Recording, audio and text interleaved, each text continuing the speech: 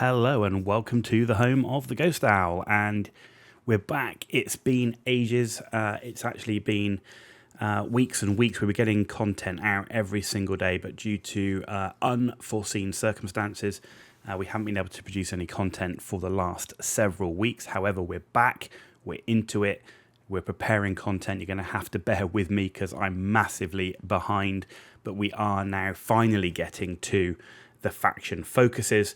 Not only did we have unforeseen circumstances, we also had IT issues of when my PC finally did make it across the Atlantic. The graphics card did not survive, and therefore we had to also procure a new graphics card, which was less than ideal. But we're now all set up. We're back on the PC. Hopefully we'll be back getting the quality in terms of the sound and future streams as well, live streams as well. But in terms of Warhammer the Old World, we're back. Dwarf, Mountain Holds, faction focus. We've got a lot to cover. We're going to do this pretty in depth. We're going to be going through obviously all the units, the rules, the runes, culminating in a look at a couple of 2,500 point army lists. So hope you enjoy this series. I'm not sure I'll be able to get content out every single day. It's more likely to be every other day, but as we start to catch up, I'm sure we can also improve the rate at which we get the content out. But it's important to me that what content does come out is of quality over quantity. Right, so starting off then, we're going to look at the Grand Army in terms of the Grand Army list and the rules around that, as well as the faction-specific rules for the Dwarfen Mountain Hold. So let's jump in and take a look. So first up are the faction special rules. So we've got Deathblow, which is when a model with this special rule is reduced to 0 wounds in the combat phase, the unit that made the attack suffers a Strength 3 AP -1 hit. This also applies in a challenge against an enemy character. I mean, it's not a bad ability. I'm always less of a fan of abilities which rely on you losing models to get that ability, because that's the last thing you want to do, because, of course, starting to lose units is starting to give away victory points and things. However, you are going to take casualties, and if you are taking casualties and able to deal some damage back as a result, that's always a good thing. And also with dwarves, they have particularly low initiative, so they're often going to be fighting second, which means that getting that hit, you're at least going to get some hit back, although it is only a Strength 3 hit. Okay, Dwarf Crafted. So models with this rule do not suffer a -1 to hit modifier when making a stand and shoot charge reaction. This, for me, is really good. Dwarves, incredibly low movement. Nearly all the movement is at 3 inches, which is very low, which means they're often going to be in a situation where they are going to get charged. So having that ability to do stand and shoot, bearing in mind a lot of dwarf units do have missile weapons of some degree, that is a very, very good thing, allowing you to do more damage to that unit that is charging at you. So that I really, really like. Gromril Armor. A model with this rule may re-roll any armor save rolls of 1.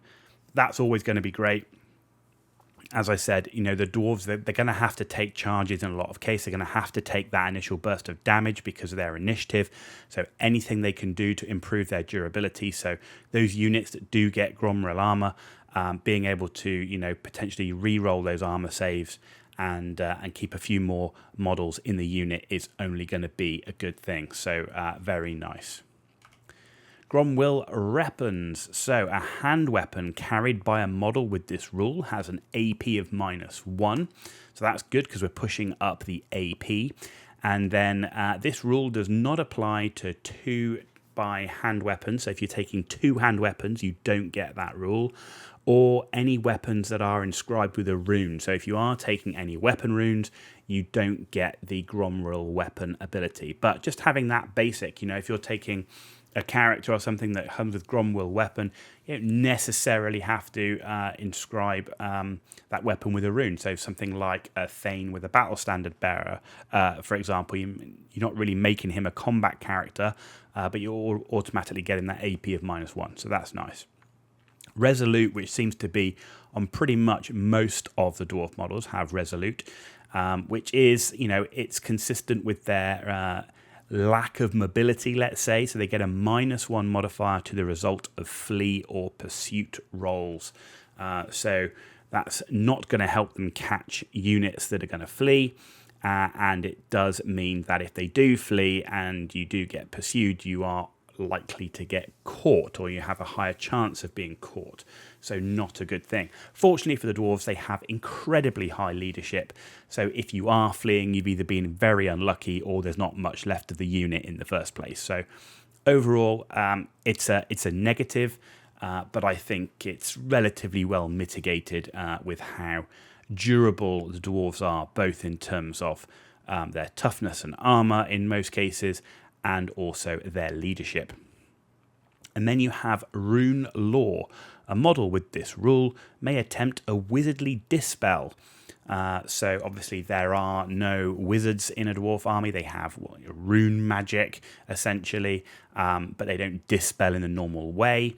So if you have an Anvil of Doom, you dispel essentially with a wizard power level of 3, a Rune Lord with a level 2, and a Rune Smith of level 1. So that does mean if you are coming up against level 4 Wizard Lords, that is going to be a problem. You're going to struggle to deal and dispel that magic, but there are other things that you can do. There are some runes that can help you out, and at least a Rune Lord level 2, is probably going to be a must in most cases. Anvil of Doom, I think only in certain lists, but overall, at least you're getting a chance to do something about the enemy's magic. Okay, next up we're looking at the Grand Army composition. So how do you build a Dwarven Mountain Holds army list? Well, characters, you get up to 50% of the maximum of the army points, so 2,500 point army. You're looking at 1,250 points of characters as a maximum. You can take 0 to 1 king, Anvil of Doom or Rune Lord per 1,000 points. So, you're getting essentially 2 lords at your 2,500 point list. You can take any number of Thanes, Runesmiths, Demon Slayers, Dragon Slayers, and Dwarf Engineers, which is nice. And you can upgrade a single Thane to be the battle standard bearer, and that costs 25 points. But he can purchase essentially a standard rune, which in other words is a magic standard with no point limit. So that is very nice. The interesting thing, however, he does have to pay to be a battle standard bearer, and if you think something like the Bretonnians do not. Okay, so moving on to core. So 25% of your army must be made up from core. I don't think this hurts the dwarves too much. They're core troops. They've got some good options in there in terms of quarrelers. Thunderers, for example, they're all core. Your basic dwarf warriors aren't that bad, and there are also other options in there, for example, so you can take 0 to 1 unit of rangers can be taken as core, and if your general is a king, which in most of my cases I like to take a king, you also get a unit of Longbeard there as core. Overall, though, I generally like my quarrelers, but you can take any number of dwarf warriors, quarrelers, and thunderers. So overall, I don't think the core tax, as it is having that 25%, is any problem for the dwarfs. Okay, so in special then, up to 50% maximum of army points, so 1,250 points in a 2,500 point army list, and 2,500 points is where the game seems to feel the best to me. You get 0 to 3 war machines per 1,000 points, so that's 6 potentially special war machines. I doubt you're ever going to take that many, but you could. Bolt thrower, grudge thrower, and cannon. You can take 0 to 1 hammerers per king or thane taken. I really do like my hammerers, though whether they're the best or not remains to be seen. And you can take any number of longbeards, ironbreakers, miners, slayers, or those nice gyrocopters. So again, not too bad. And then in the rare section, which is overall in terms of units, I kind of feel is a bit like the weakest section of the dwarves, but you get 25% max of your army points, so 625 points. If you're in a 2,500 point list, you can take 0 to 2 war machines per 1,000 points, so that's organ guns and flame cannons, and then you can take any number of rangers, iron drakes, and gyro bombers.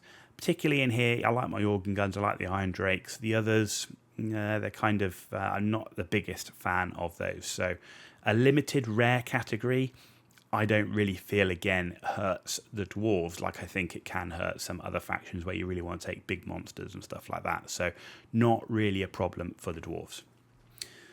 Okay, next up is the last part of the Grand Army composition, and that is you've got your mercenaries, that's 20% maximum of army points.